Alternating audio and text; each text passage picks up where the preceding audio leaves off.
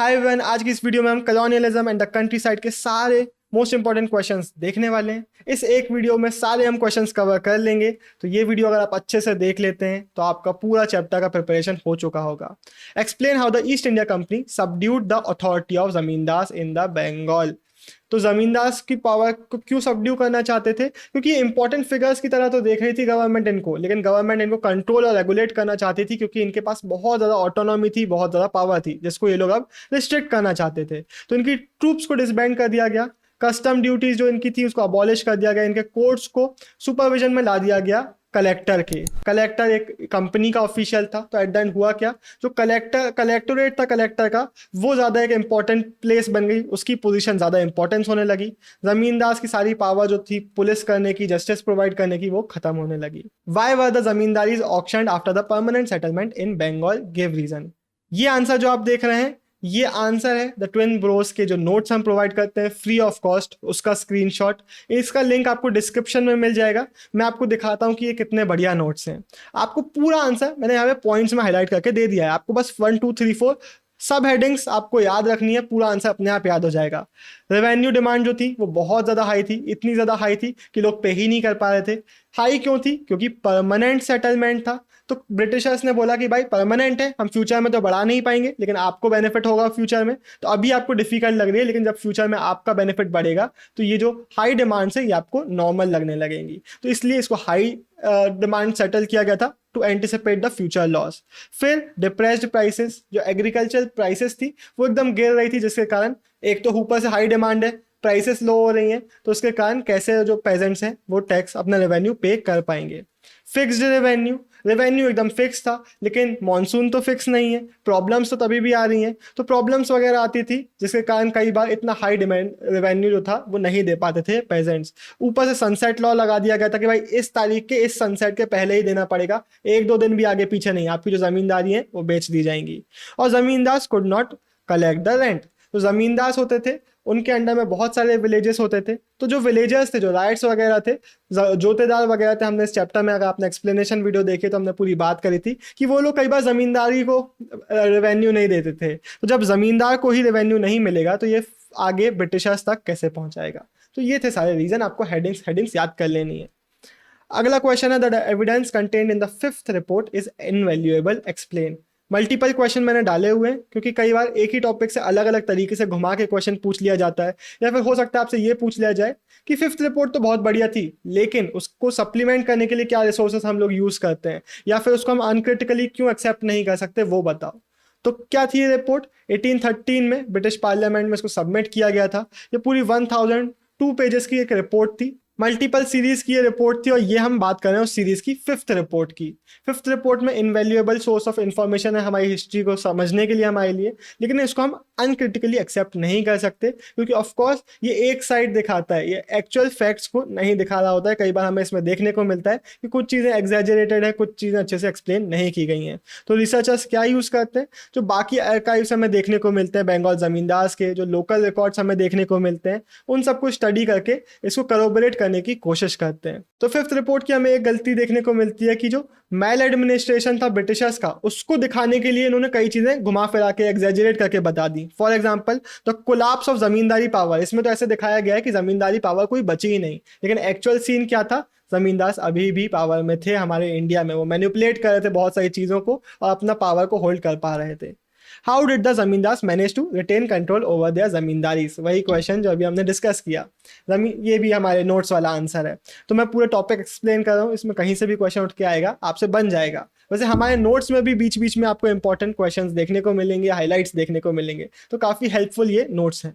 तो क्या हो रहा था, हमें बहुत सारी स्ट्रेटजीज देखने को मिली थी। जो जमींदारी पावर थी एक्चुअल में पूरी कोलैप्स नहीं हुई थी। सबसे पहले फिक्टिशियस सेल, जब इनकी जमींदारी ऑक्शन में जाती थी तो ये लोग खुद खरीद के ले आते थे। इनकी कई बार ऐसा होता था कि भाई किसी एजेंट को भेज दिया, उसने बोली लगा दी, फिर पैसा ही नहीं दिया, फिर से किया, बोली लगा दी, पैसा ही नहीं दिया, तो at the end 4-5 bar auction होते थे और फिर खुद ये बहुत सस्ते में अपने ऑक्शन खरीद लेते थे।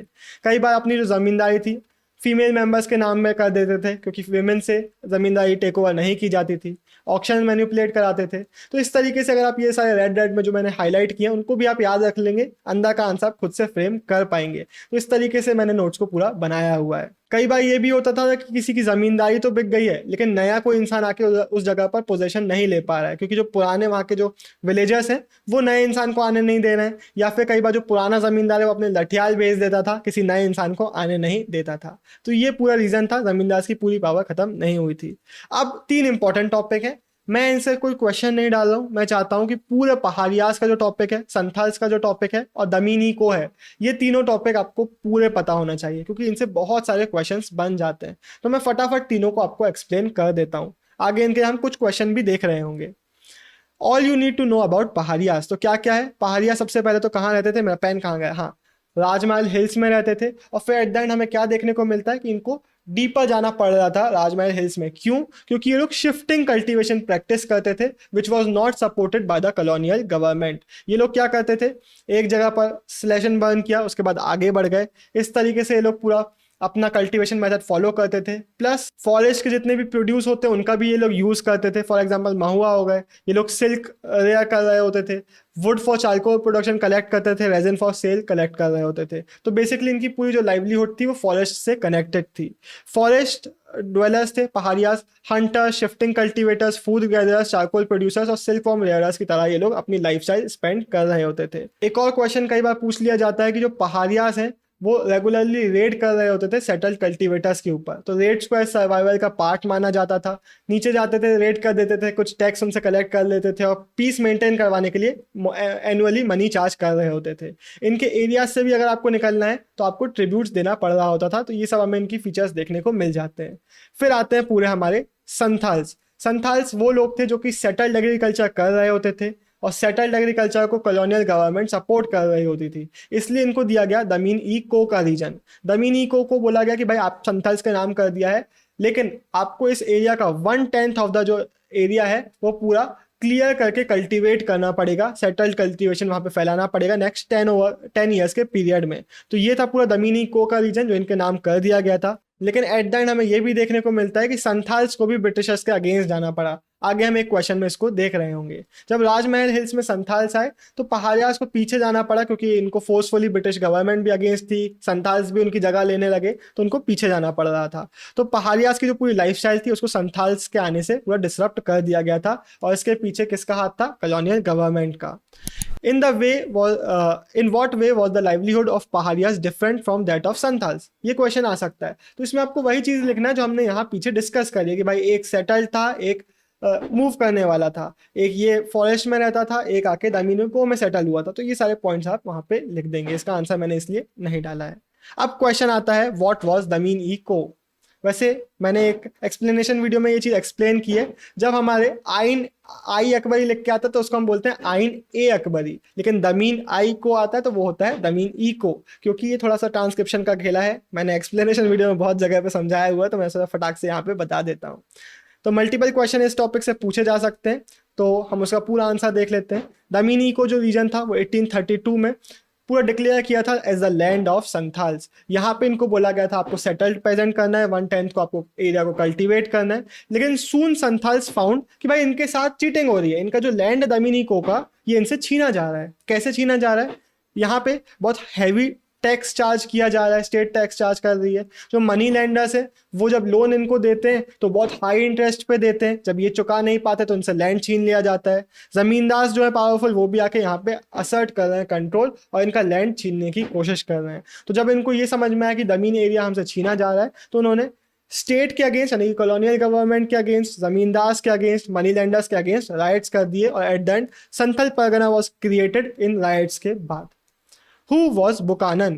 Write a note on Buchanan's travels. तो बुकानन कौन थे? इंडिया आए थे 1794 में, एक फिजिशियन थे जिन्होंने बंगाल मेडिकल सर्विस में 1815 तक सर्व किया, और एक लॉर्ड वेलेस्ली के अंडर ये सर्जन भी थे। ये बहुत इंपॉर्टेंट मेंबर थे। ये कॉलोनियल गवर्नमेंट के एक ऑफिशियल थे। कॉलोनियल गवर्नमेंट के लिए इधर उधर ट्रेवल करते थे और रिसर्च कर रहे होते थे। जहाँ पे भी जाते थे वहाँ के स्टोन्स और रॉक्स की स्टडी करते थे, सॉइल की लेयर्स की स्टडी करते थे, मिनरल्स और इनवैल्यूएबल स्टोन्स को फाइंड करते थे, iron ore, mica granite, saltpetre, जहाँ पे भी इनको ऐसी इंपॉर्टेंट चीज़ें दिखती थी उसको नोट करते थे, ताकि जो कॉलोनियल गवर्नमेंट है वो इन रिसोर्सेज का यूज कर सके या फिर मिसयूज कर सके, जो भी उसको करना हो। बट ये बेसिकली गवर्नमेंट को सारी इंफॉर्मेशन प्रोवाइड करने का काम कर रहे होते थे। एक इंटरेस्टिंग चीज बुकानन की ये थी कि एक ही was a man of vision and always he use to see कि भाई इस जगह पर कैसे हम इम्प्रूवमेंट कर सकते हैं। तो वो हर जगह पे क्रिटिसाइज कर रहे होते थे कि भाई यहाँ पे इस तरीके से किया जाना चाहिए, ऐसे डेवलपमेंट होना चाहिए। जो फॉरेस्ट ड्वेलर्स थे उनको एज ए प्रिमिटिव और सेवेज देखते थे कि भाई बारबेरिक पीपल हैं ये लोग, और वो बोलते थे कि यहाँ पे हमें सेटल्ड एग्रीकल्चर को प्रमोट करना चाहिए। Jotedars inevitably weakened zamindars in Bengal by the end of 18th century. इसके लिए आर्ग्यूमेंट्स दीजिए। तो हमने चैप्टर में देखा था कि जमींदास को ज्योतिदास का कंपटीशन भी फेस करना पड़ रहा था। By the end of 18th century क्या हुआ था कि ज्योतिदास एक नया ग्रुप था जो कि विलेजेस में बहुत ज़्यादा पावर को कंसोलिडेट करने लग गया था। बहुत सारे रीजन्स को अब ये लोग कंट्रोल कर रहे थे, मनी लैंडिंग वगैरह भी ये लोग कर रहे थे। ये वो लोग थे जो विलेजेस से ज़्यादा लिंक थे, वहाँ पे रहते थे, और ज़मींदास के अगेंस्ट एक्शंस कई बार ये लोग ले रहे होते थे। तो रीज़न आप यही लिख के आएंगे कि जो ज़मींदास थे वो अर्बन एरियाज़ में रहते थे, वाइल ज्योतिदास लोकल एरियाज़ में विलेजेस में ही रहते थे, तो इनका ज़्यादा पावरफुल यहाँ पे हो रहे थे ये लोग। ज्योतिदास के पास भी काफ़ी लैंड था जो कि शेयर क्रॉपर्स के थ्रू ये लोग पूरा यूज़ कर रहे होते थे। कई बार ऐसा भी होता था कि ये लोग जो अपने विलेजर्स हैं उनको पूरा बोल देते थे कि आपको रेवेन्यू नहीं देना है, ज़मींदास के एजेंट्स आएंगे तो उनको पैसा मत दीजिएगा। तो ज़मींदास को, उनके एजेंट्स को पूरा परेशान ये लोग कर रहे होते थे, और डिलिबरेटली चाहते थे कि जो ज़मींदास है उनको रेवेन्यू ना मिले ताकि ये आगे ब्रिटिशर्स तक ना पहुंचा पाए और ज़मींदारी इनकी सेल की जाए। जब ज़मींदास की ज़मींदारी सेल होती थी, ऑक्शंस होते थे, तो ये ज्योतिदास ही वहाँ पे पहुंच जाते थे अपने पैसे लेके और ज़मींदारी खरीदने के लिए। तो काफ़ी इन्होंने जो ज़मींदास थे उनको चैलेंज किया। Examine the policies adopted by Britishers to control Paharias. 1770s में हमें देखने को मिला कि इन्होंने ब्रूटल पॉलिसीज को ऑप्ट किया और पहाड़ियास को हंट डाउन करना चालू कर दिया। 1780s में आते हैं Augustus Cleveland, collector of Bhagalpur, और इन्होंने बोला कि भाई चलो पैसिफिकेशन का रास्ता अब यूज़ करते हैं इतने टाइम तक अटैक करने के बाद। तो जो चीफ्स थे पहाड़ियास के, इनको बोला गया कि भाई आपको हम एनुअल अलाउंस देंगे, आपको हम सैलरी दे देंगे, लेकिन आपको अपने लोगों को कंट्रोल करके रखना पड़ेगा। लेकिन जो चीफ्स थे उन्होंने बोला नहीं नहीं भैया, हम आपकी सैलरी नहीं चाहते। जो चीफ्स ब्रिटिशर्स के साइड होते भी थे तो वो अपनी पावर को लूज कर देते थे, क्योंकि उस चीफ को ऐसा देखे जाने लगता था कि भाई अब तो ये ब्रिटिश गवर्नमेंट का एक ऑफिशियल है, एक हमारा चीफ नहीं है। तो यही हमें देखने को मिलता था कि चीफ जनरली ब्रिटिशर्स के साइड नहीं होते थे तो वो चीफ्स नहीं रहते थे। और फिर बाय द एंड हमें देखने को मिला था कि राजमहल हिल्स में जो पहाड़ियास का डोमिनेंस था उसको खत्म करने के लिए ब्रिटिशर्स ने साथ लिया संथाल्स का, और संथाल्स को राजमहल हिल्स में एरिया दे दिया, और राजमहल हिल्स से पहाड़ियास को पीछे जाना पड़ा। तो मेन एरिया से निकल के पीछे पीछे जाने लगे और इनका एरिया इनके हाथ से छिनने लगा। द बैटल बिटवीन द हो and the plough was a long one. ये बैटल है संथाल्स और पहाड़ियास के बीच में। तो अगेन आपको संथाल्स और पहाड़ियास का आंसर पूरा लिखना है, ये पूरा मैं एक्सप्लेन कर चुका हूँ, इसको आप लिख देंगे। जो बैटल थी, हो एग्रीकल्चर वाले थे हमारे पहाड़ियास और सेटल्ड एग्रीकल्चर थे हमारे प्लाव एग्रीकल्चर वाले संथाल्स। तो उसको हमने दोनों का डिस्क्रिप्शन देख लिया है, आप आंसर इसको भी पढ़ सकते हैं, आप लिख भी देंगे। What was the Bombay Deccan revenue system of 1820? Explain its feature. तो बॉम्बे डेक्कन में जो हमारा सिस्टम लगाया गया था वो था रेवतवारी सेटलमेंट सिस्टम। यहाँ पे हमें देखने को मिलता है कि सीधा रायट्स के साथ जो सेटलमेंट था वो कर लिया गया था, जो बीच के इंटरलोपर्स थे उनको हटा दिया गया था। यहाँ पे इसमें किया गया था, अलग अलग जगहों का जो एवरेज इनकम था उसको एस्टिमेट किया था जाके, और इस असेसमेंट के बेस पे रेवेन्यू कैपेसिटी को जज करने के बाद उस असेसमेंट को देख के वहाँ का क्या टैक्स होना चाहिए उसको फिक्स किया गया था। और ये जो टैक्स था वो हर 30 ईयर्स में रीसर्वे किया जाता था, उसके बाद चेंज किया जाता था। और जनरली हर 30 ईयर्स के बाद हमें देखने को मिलता है जो रेवेन्यू होते थे वो रेट्स बढ़ जाया करते थे। तो ये रीज़न था कि क्यों परमानेंट सेटलमेंट बंगाल के बाद किसी और जगह पर नहीं लगाया गया, क्योंकि अब यहाँ पे आप देख रहे हो कि हर कुछ ईयर्स में जो रेवेन्यू उसको बढ़ाया जा सकता है, जो कि परमानेंट सेटलमेंट में नहीं हो पा रहा था। तो हैंस अब जो सेटलमेंट था वो परमानेंट नहीं रहा। एक साइड में मैंने क्वेश्चन डाला, ये बहुत कम आता है कि भाई कॉन्सिक्वेंसेस बताओ 1820 के बाद से जो नया रेवेन्यू सेटलमेंट आया था उसके क्या थे। सबसे पहले तो रेवेन्यू बहुत हाई चार्ज किया जा रहा था। 1830s में जो हमारा रीजन था वहाँ के प्राइसेस, एग्रीकल्चर प्राइसेस फेल हो गए थे एकदम। फिर 1832 में फेमाइन आ गया था, तो पेजेंट्स पूरे सफ़र कर रहे थे और डेट उनका बढ़ता चला जा रहा था। फिर 1840s के बाद थोड़ी कंडीशंस बेटर हुई थी, 45 तक और अच्छी हुई थी। Describe the impacts of the American civil war on the cotton imports of the British. और ये भी पूछा जा सकता है कि इंडियन पेजेंट्स में उसका क्या फायदा या नुकसान हो, उसको आप एक्सप्लेन करो। तो पूरे मैंने यहाँ पे पॉइंट्स डाल दिए हैं। सबसे पहला पॉइंट ये है कि जो ब्रिटेन था वो भी अपने जो कॉटन सोर्सेस उसको डाइवर्सिफाई करना चाहता था। सिविल वॉर के पहले क्या हुआ था, उसका मोस्टली 3/4 ऑफ द ब्रिटेन जो रॉ कॉटन इंपोर्ट थे वो आते थे अमेरिका से, इसलिए उसको अब नए सोर्सेस चाहिए थे। तो इंडिया को एज एन ऑल्टरनेटिव सप्लायर देखा जा रहा था कि भाई यहाँ पे कंडीशंस भी अच्छी हैं, लेबर भी चीप है, सॉइल भी सही है, तो यहाँ पे हम एक अपना नया ऑल्टरनेटिव ढूंढ सकते हैं। ब्रिटिश का इम्पैक्ट क्या हुआ सिविल वॉर के बाद, उसके पहले पूरा अमेरिका दे रहा था। यहाँ पे नंबर्स भी दिए हुए हैं, इनको भी आप याद कर लीजिए। 20 लाख बेल्स पूरे आते थे अमेरिका से, जो कि प्लमेटेड टू 55,000, यानी कि सिर्फ 3% अब उसका जो पहले लिया जा रहा था उसका अब 1862 तक लिया जा रहा था। तो इतना बड़ा चेंज आ गया था, प्लमेटेड यानी कि इतना गिर गया था, डाउनफॉल आ गया था इनके इंपोर्ट्स में। उसके बाद क्या हुआ, इंडिया में क्रेडिट बढ़ गया, इंडिया से बोला गया कि भाई इंडिया से अब हमें वो चाहिए, कॉटन चाहिए। तो इंडिया के लोगों को एकदम पैसा दिया जाने लगा। इंडिया के जो साहूकार वगैरह थे, मनी लैंडर्स लोग थे, वो पेजेंट्स को लोन देने लगे कि भाई जितना लोन चाहिए उतना लो, अगर तुम कॉटन उगा के दोगे तो पैसा भरते जाओ। तो ये इंडिया में होने लगा। इंडिया में ये हमें इम्पैक्ट देखने को मिला कि रूरल कम्युनिटीज में पूरा क्रेडिट लाइन फिलअप हो गई थी और सबको कॉटन उगाने के लिए बोला जा रहा था। लेकिन एट द एंड इसका भी रिजल्ट वही हुआ कि पेजेंट्स लोग के लिए तो लोन ही बढ़ रहा था और कुछ नहीं बढ़ रहा था। हाँ, जो पावरफुल मनी लैंडर्स है उनमें से कुछ लोगों ने प्रॉफिट इसका उठाया था। Examine the circumstances that led to the passing of the limitation law, या फिर पूछा जा सकता है लिमिटेशन लॉ क्या था, उसको कैसे मनी लैंडर्स ने पूरा टर्न अराउंड किया, या फिर आपसे इसी तरीके से कोई और क्वेश्चन पूछा जा सकता है इसी टॉपिक से। तो क्वेश्चन आप अलग अलग पढ़ लीजिए, हम पूरे आंसर को डिस्कस करेंगे। किसी भी तरीके से क्वेश्चन पूछा जाएगा आपसे बन रहा होगा। हुआ क्या था, अब हमारी सोसाइटी में मनी लैंडर्स राइट्स को अब लोन नहीं देना चाह रहे थे, क्योंकि उनको पता था इसकी रिटर्न करने की औकात ही नहीं है। कोई और टर्म नहीं आया था, मैंने बहुत सोचा कुछ नया टर्म सोचने के लिए, क्योंकि ये दे ही नहीं पाएगा भाई पैसा, तो इनको देना नहीं चाहते थे। जो राइट्स थे अब वो बहुत ज़्यादा गुस्सा थे कि यार हमारे तरफ इतने इंसेंसिटिव क्यों, हमें ज़रूरत है, आप हमें पैसा नहीं दे रहे हो। यहाँ पे मैंने एक और लिखा हुआ अनदर क्वेश्चन, ये भी आ सकता है क्वेश्चन कि the money lenders were violating customary norms of the country side. Norms क्या थे यहाँ के कि भाई जितना प्रिंसिपल अमाउंट आपसे लोन लिया जाएगा, मान लेते हैं आपसे 100 रुपये लोन में लिया, तो ऐसा नहीं कि आप हमसे 2,000 रुपये का इंटरेस्ट लगा लिया 5 साल में आपने, वो आप चार्ज कर रहे हो। जो प्रिंसिपल अमाउंट है उससे ज़्यादा आप इंटरेस्ट चार्ज नहीं कर सकते। बट एज यहाँ पे हमने एक केस देखा हुआ, सेम चीज़ हो रही थी हमारी सोसाइटी में कि प्रिंसिपल अमाउंट छोटा होता था, इंटरेस्ट ज़्यादा लेने लगते थे। फिर हमें बहुत सारे पिटिशंस देखने को मिलते हैं, राइट्स कंप्लेन कर रहे थे कि हमारे साथ इनजस्टिस हो रहा है सोसाइटी में। 1859 में ब्रिटिशर्स ने फाइनली एक लिमिटेशन लॉ पास किया कि कोई भी लोन बॉन्ड्स आप साइन करते हो मनी लैंडर्स और राइट्स के बीच में होता है, तो उसको आप सिर्फ 3 साल तक के लिए कर सकोगे। बेसिकली इसका पर्पस यही था कि ऐसा ना हो जाए कि भाई 4-5 साल के लिए कर रहे हैं और इंटरेस्ट बढ़ाते चले जा रहे हैं और उसको एकदम ही गुलाम बना ले रहे हैं अपना, क्योंकि इंटरेस्ट बहुत ज़्यादा बढ़ा ले रहे हैं। लेकिन मनी लैंडर्स ने इसके बाद क्या किया, मनी लैंडर्स 3 साल होते थे, उसके बाद राइट को वापस से फोर्स कर देते थे कि चलो भाई फिर से करो, क्योंकि आप पे तो कर नहीं पाए हो। तो इस तरीके से मनी लैंडर्स ने मल्टीपल मीन्स यूज किए जो हमारे आउटकम्स थे उसको बदलने के लिए और लिमिटेशन लॉ को पूरा घुमाने के लिए। और भी चीज़ें क्या करी, ये रिसीट्स नहीं देते थे भाई, किसी ने लोन रीपे कर दिया लेकिन उसको रिसीट नहीं दी और उसके बाद वापस से उसको फंसा लिया। फिक्टिशियस नंबर डाल देते थे बॉन्ड्स में, फेक नंबर्स डाल दिए डॉक्यूमेंट्स में, और जो पेजेंट्स थे उनसे साइन का वो करा लिया है, अंगूठा लगवा लिया है, तो फंस ही जाएगा। तो ये सब चीज़ें होती थी। पेजेंट से हार्वेस्ट को बहुत लो प्राइजेस में खरीद लेते थे और एट द एंड जब कोई पैसे नहीं दे पाता था तो उसकी प्रॉपर्टी, उसका लैंड हड़प लिया करते थे। तो डीड्स और बॉन्ड्स जो थे they started to appear as a symbol of oppressive system in the society. Critically examine the report of the Deccan commission.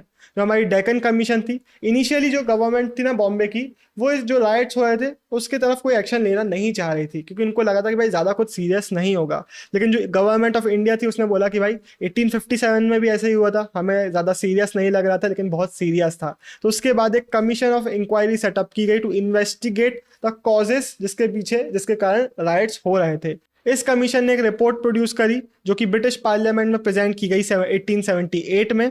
इसका नाम था द डेक्कन राइट्स रिपोर्ट। इसमें वही सारे सोर्सेस को डिस्कस किया गया था, स्टडी किया था कि क्या क्या कॉज हो सकते हैं राइट्स के पीछे। जो कमीशन थी उसने अलग अलग इंक्वायरीज होल्ड करी अलग अलग डिस्ट्रिक्ट्स में, जहाँ जहाँ राइट्स फैल रहे थे वहाँ जाके ये पूछताछ कर रहे थे कि भाई राइट्स को बुलाओ, साहूकार को बुलाओ, सारे आई विटनेसेस को बुलाओ कि भाई क्या प्रॉब्लम चल रही है। और सारा डेटा इन्होंने कलेक्ट किया, प्राइसेस और इंटरेस्ट रेट्स क्या थे सोसाइटी को, उनको कलेक्ट किया, और ये थी हमारी पूरी Deccan rights report. At the end इसके भी हुआ क्या था, गवर्नमेंट ने अपनी गलती नहीं मानी थी बल्कि लोगों की गलती बता दी थी। तो ये थे इस वीडियो के हमारे सारे क्वेश्चन। अब कुछ सेल्फ असेसमेंट क्वेश्चन मैं आपको दूंगा। अगर आपने वीडियो को अच्छे से सुना है तो ये सारे क्वेश्चन आपसे बन रहे होंगे, तो इनको आप खुद से लिख के प्रैक्टिस भी कर सकते हैं या फिर खुद से क्वेश्चन पढ़ के आंसर सोचने की प्रैक्टिस कर सकते हैं। बाय बाय, साइनिंग ऑफ, देव टहलुरिया।